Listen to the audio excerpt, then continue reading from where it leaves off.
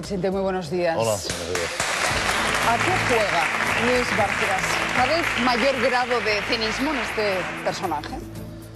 Pues está haciendo un juego muy peligroso, que no solamente hace él, sino que hasta hace unos días también estaba haciendo el señor Urdangarín a la corona, que es chantajear al presidente de mi país.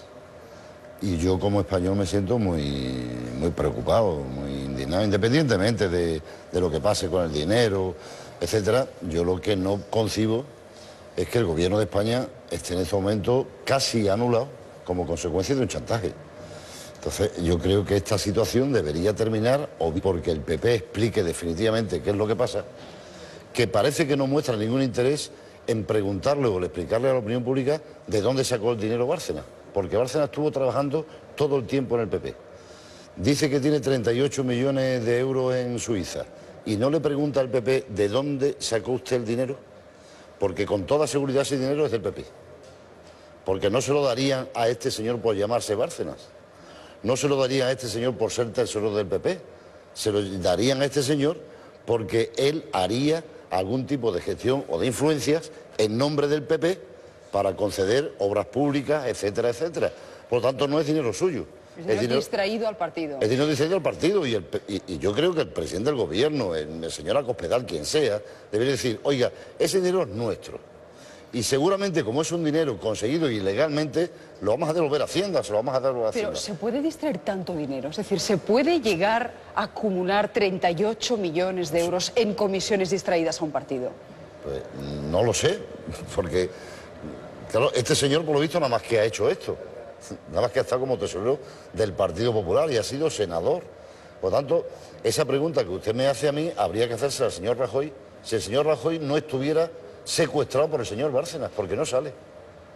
Y a mí esto no me importa si pierde votos, si gana votos, es que yo soy español y el presidente de mi país no da explicaciones, no lidera, no ya digo en este caso, que debería terminar cuanto antes, sino la situación de crisis económica, de incertidumbre política en la que estamos viviendo. Yo necesito que el presidente del gobierno nos lidere, independientemente de que después mi partido le haga la oposición, pero que nos lidere, y no lo está haciendo. Por lo tanto, habría que preguntarle a él, ¿de dónde ha sacado este señor que trabajaba en su partido el dinero? Porque debería ser el Partido Popular el primer interesado en preguntarle eso y dar explicaciones a la gente. De momento el Partido Popular ha demandado con la boca pequeña después de 34 días. Da la sensación de que le tienen cierto temor, ¿no? Ni siquiera le citan abiertamente, ¿no? Le tienen miedo porque además cita al autor de los papeles que publicó El País. Es decir, da la sensación, leyéndolo así a primera lectura, como que el PP cree que esos papeles no los ha hecho Bárcenas. ¿Quién pensará en que los ha hecho? Y en segundo lugar es matar al mensajero. Yo creo que no debería tirar por ese camino el Partido Popular porque se va a complicar la vida. Si es mucho más sencillo, es salir y decir, miren ustedes, nosotros no le tenemos miedo a este señor. Y nosotros vamos a preguntarle a este señor de dónde sacó ese dinero. Y si lo sacó como tesorero del PP, ese dinero no es suyo porque no se lo daban a él, se lo darían al partido, a través de él. Y por lo tanto, devuélvalo a Hacienda y que la justicia actúe con una celeridad mayor de la que está actuando, no ya en este caso, sino en todos los casos de corrupción, para que podamos centrarnos en lo que verdaderamente es importante. Es que tenemos hijos que están en paro y queremos que este país intente, mediante un consenso, un acuerdo entre las fuerzas políticas, sacar la cabeza para ver por dónde podemos circular. Enseguida vamos a hablar de otros casos de corrupción, pero yo os quería preguntar, ¿vosotros cómo entendéis que demande el PP al país si no demande al mundo? Que publicó prácticamente la misma información, pero sin documentos. La manera en que el PP está llevando el asunto de la corrupción evidente de Bárcenas va a conseguir que el problema de la corrupción desplace al del paro en las preocupaciones de los españoles, que sea el primer problema de los españoles, la corrupción. Vamos a ver, antes decías 3-1, yo creo que es 3-0. Señor Bárcenas ha demandado al Partido Popular por despido improcedente, que hay que echarle, porque le han robado los ordenadores, también que hay que echarle, y por acoso laboral.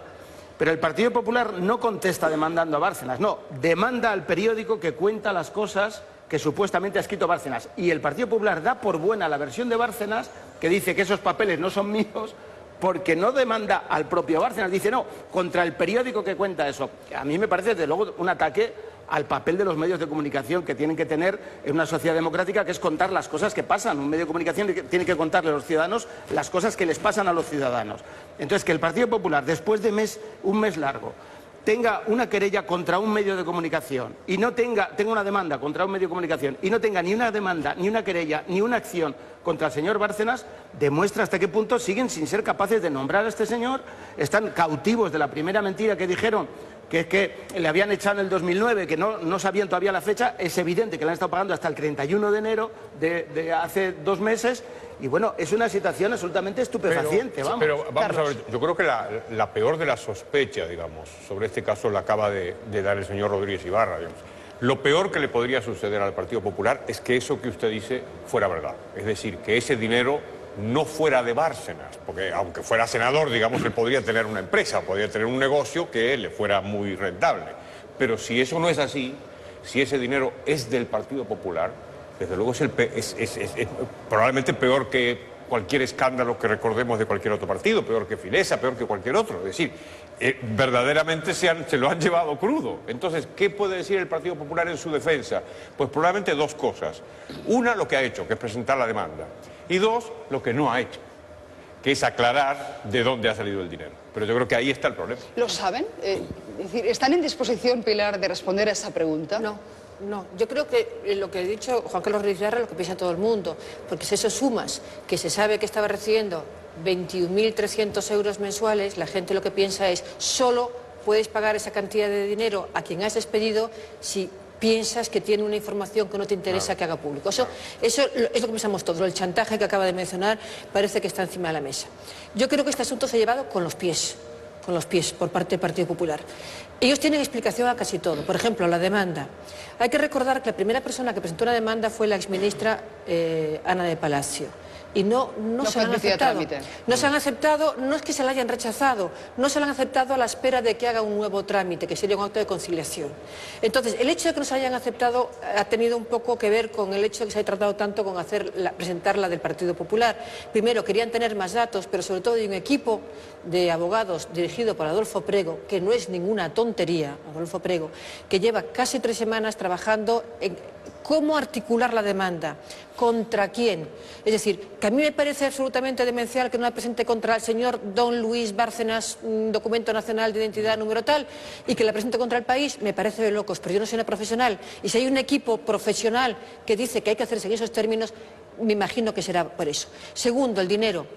En el partido lo que te cuentan es, primero, que no tiene idea dónde salió el dinero.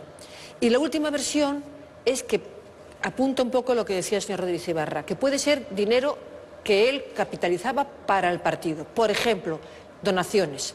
Hasta hace muy pocos meses, en España, se permitían las donaciones anónimas.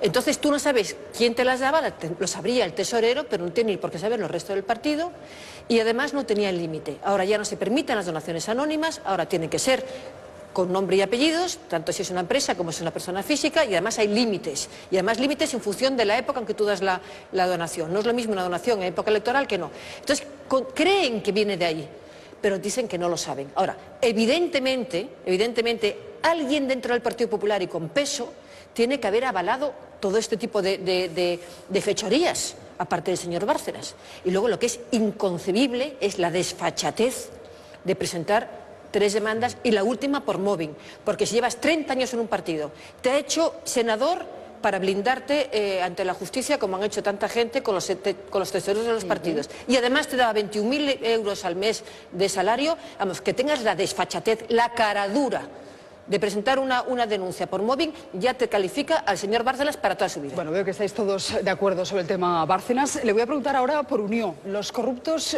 de Unió irán finalmente a la cárcel, aunque fueron condenados a menos de 2 años. La Audiencia de Barcelona ordena el ingreso en prisión de Pallerols y 2 exaltos cargos de Unió.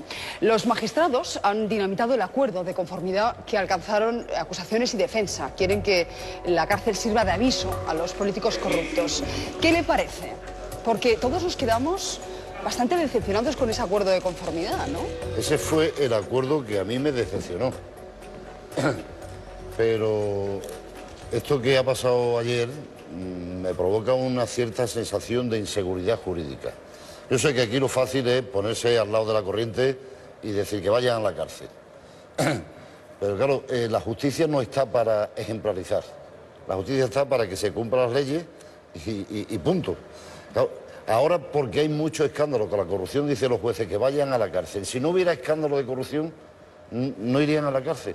Esto no, a mí no me gustan las situaciones de inseguridad, porque lo que en un momento parece como que es muy bueno, en otro momento puede ser muy malo. Es decir, imaginemos que otro juez dice, bueno, como ahora hay mucho escándalo con temas de aborto, vamos a meter a esta mujer en la cárcel.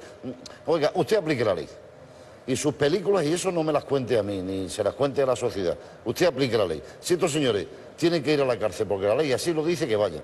Que no puede usted extralimitarse en sus funciones para dar ejemplo, porque usted nadie le ha elegido para dar ejemplo, sino para juzgar. Claro, porque entiendo yo que cuando ellos llegaron a ese acuerdo de conformidad, cuando aceptaron los términos de ese acuerdo de conformidad, era porque tenían claro que no iban a ir a la cárcel. Esa era una de las condiciones del acuerdo, ¿no? Me imagino. Eso ha quedado dinamitado. Pero lo podían dinamitar recurriendo a instancias superiores, al Tribunal Superior de Justicia de Cataluña, al Supremo, etcétera. Si alguien no está de acuerdo, pues que lo recurra. Pero enmendar la plana de la forma que provoca inseguridad, a mí es como los desahucios. Algunos jueces decían, no vamos a aplicar la ley. No, mire usted, las leyes se aplican. Porque si no lo aplica usted en ese tema, que me gusta mucho que no lo aplique, mañana lo puede usted no aplicar en otro tema que me repugna que no lo aplique. Entonces, las cosas tienen que tener una cierta seguridad porque vivimos en Estado de Derecho. Si nadie va a la cárcel teniendo una condena inferior a 2 años, estos señores no deberían ir a la cárcel. Porque si mañana cambia la circunstancia y lo sacan porque ya no hay escándalo público, no me gusta, ese tema no me gusta. Interesante lectura, ¿eh? No, lo digo porque coincidió cuando usted era presidente y de la Junta de Extremadura. Y estaba en el Comité Federal del partido. Efectivamente. Sí, es una situación muy delicada, porque a la crisis económica se une el pesimismo de gente que no confía en las instituciones como consecuencia de los casos de corrupción que se están produciendo. Esta es una sociedad que es enferma, es decir, a mí me repugna la corrupción, pero también, no solamente en la política, sino también en el conjunto de la sociedad. Es decir, esta es una sociedad que ha estado durante muchísimos años viviendo en sistemas que no tenían ni control ni libertad. Y eso ha creado un estilo de vida, una forma de enfrentarse a lo público que tiene su exponente mayor en cuando son los políticos, las instituciones las que se corrompen. Yo creo que el Consejo General del Poder Judicial tendría que hacer un esfuerzo para que todos estos casos no duraran 2 años, ni 3 años, es decir, que se resolvieran en 4 o 5 meses, para que viéramos todos que hay una eficacia judicial y que el que la hace la paga de verdad. El caso Urdangarín llevamos, ¿cuánto? 1 año y medio ya. Caso Palleros 18. Caso Palleros 18, es decir, no es posible. Cuando hay temas como este que hemos hablado antes del caso Bárcenas, o cualquier otro de una relevancia que escandalice a los ciudadanos, no puede haber un juez solo intentando hacer justicia, porque el pobre seguramente no llega más lejos. ¿Por qué no le ponen 2 o 3 jueces de ayuda y en 4 o 5 meses, como muy tarde, esto se ha terminado? Y la gente entendería que si tienes un problema de corrupción, a los 6 meses vas a estar en la cárcel. Y eso yo creo que aleccionaría bastante. Eso sí que sería ejemplarizante. Yo creo que sería mucho más ejemplarizante que lo otro. El PSOE vive una guerra de sucesión y otra de secesión. ¿Sí? ¿A qué nos conduce esto? La de secesión, habla usted de Galicia. Los problemas que les provoca a usted. Bueno, no, pensaba yo más en la autodeterminación catalana, en la soberanía de Cataluña y ese apoyo del PSC a la consulta soberanista. ¿Cómo acabará todo esto? Esto va a acabar muy mal para los socialistas. Si observa usted el resultado de las elecciones en Cataluña y en el País Vasco, el Partido Socialista en ambos territorios ha sido arrollado por los nacionalistas. ¿Por qué? Porque más en Cataluña que en el País Vasco hemos intentado copiar el discurso nacionalista. Y al final nos hemos mimetizado un poco en su terreno y nos han expulsado. 14%, 16% de votos. Y ahora, ante este pronunciamiento nacionalista de Convergencia, de Esquerra, y que el PSOE allí no es capaz de marginarlo, va a tener una reacción del nacionalismo español. Ya está teniendo una reacción del nacionalismo español. Por cierto, va a ser más enérgica que la reacción de los nacionalistas catalanes, como la historia nos demuestra.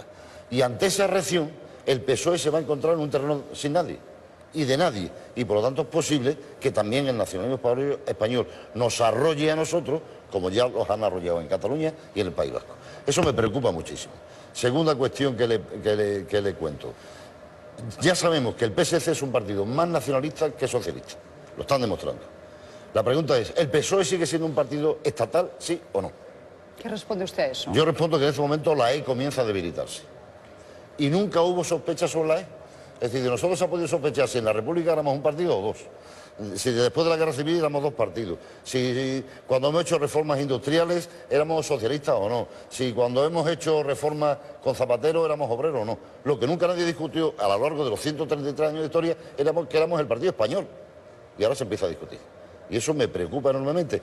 No porque yo sea un nacionalista español, que no lo soy, sino porque defiendo que el Estado que tenemos en este momento, por el que yo luché y por el que suspirábamos, es el instrumento que permite que una acción de izquierda haga un proyecto de igualdad.